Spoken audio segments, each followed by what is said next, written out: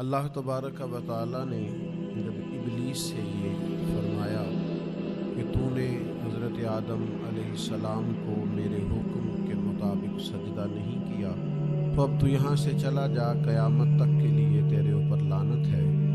तो शैतान कहने लगा कि मुझे मोहलत दी जाए। तो अल्लाह ताला ने उसे एक मुअय्यना और मुकर्ररा वक्त तक के लिए मोहलत दे दी।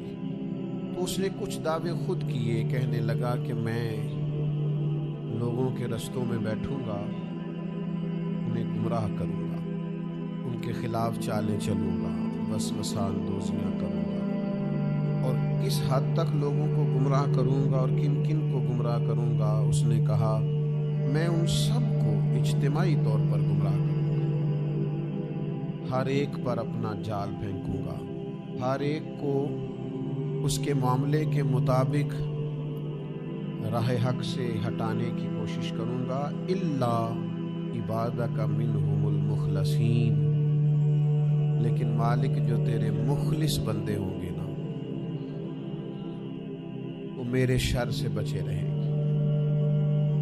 दुनिया में हर तरफ शैतानी वसावस फैल चुके हैं, चारों जानिब फितने, गुमराह करने वाली बातें, गुमराह करने वाले रास्ते, हर तरफ मनफी बातों का जोर। बुरी बातें भी लोग इतनी मुसज्जा, मुकफ़्फ़ा और खूबसूरत करके करते हैं कि बहुत बड़े झूठे भी सच्चे महसूस होते हैं माज़अल्लाह। बहुत कम लोग हैं जो इस गुमराही से बचते हैं। वो कौन हैं? उनकी एक ही तारीफ़ कुरान मजीद ने बयान की कि वो अल्लाह के मुखलिस बंदे हैं।